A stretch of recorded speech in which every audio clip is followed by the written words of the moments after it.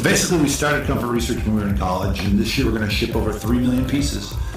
We think we're a different kind of company, and we like to say that we make furniture differently. We started off by skipping school and going to colleges and selling to other students during Welcome Week. And what we did for those first ones, we used a chipper shredder, like what you saw in the last scene of Fargo, where we would take the foam and we would shred it into, set it into that chipper shredder, and it would shred up the foam, and we'd take a little piece and we'd wait for it to shred up, and it just blew right out onto a tarp in the middle of a field, and we kind of scooped it up off that tarp and stuffed it into a bag. We then evolved into a basement, then a barn. The evolution definitely wasn't quick, but these were not premier spots. Wherever we could find a spot to shred a little foam and stuff a chair, that's what we did. One of the times that we saw that it wasn't, it might not work was when we were doing the cut and sew ourselves. We had some home Singer sewing machines, Matt and I, in a basement trying to sew these things, taking 2-3 hours to sew this. It was pretty obvious and not very good quality. Pretty obvious that this was not going to be around for a long time if we had to sew. So one of the aha moments of our past was looking in the phone book, Yellow Pages, and finding out that there was contract sewing. Today we've got 35 sewers that are employed here, and we're doing it all ourselves, but it was something that we just couldn't do at the beginning. Talking about our stores and how they were an utter failure, and we thought that we could do anything, and it was hard to realize and recognize that we couldn't do anything, and these stores failed miserably and almost ruined the entire company. And we barely even knew it until the bank said, "Hey, we're thinking about calling your loan." We were like, "Holy crap, we need to change."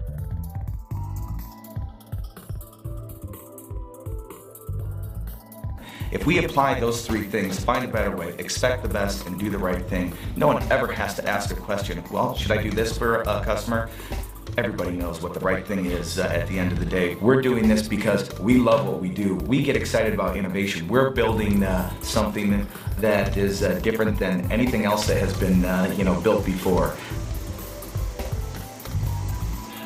Value innovation, and that's something that we've really, as a culture, have tried to say. We want to innovate, and we also want to make a value product. So innovative product at a great value is what we really strive to do.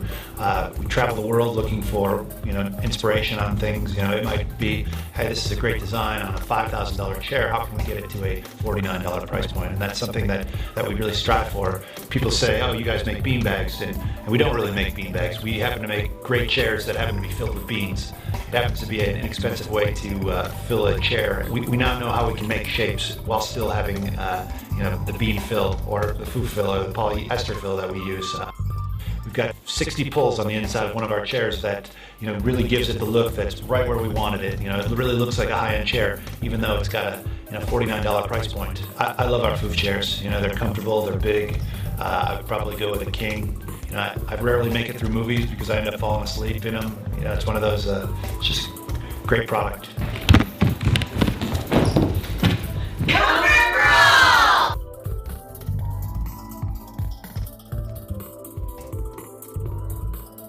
What did Matt say? Whatever Chip said.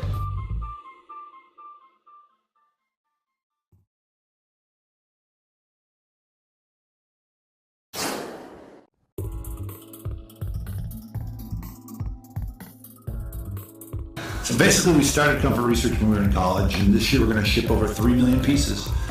We think we're a different kind of company, and we like to say that we make furniture differently. We started off by skipping school and going to colleges and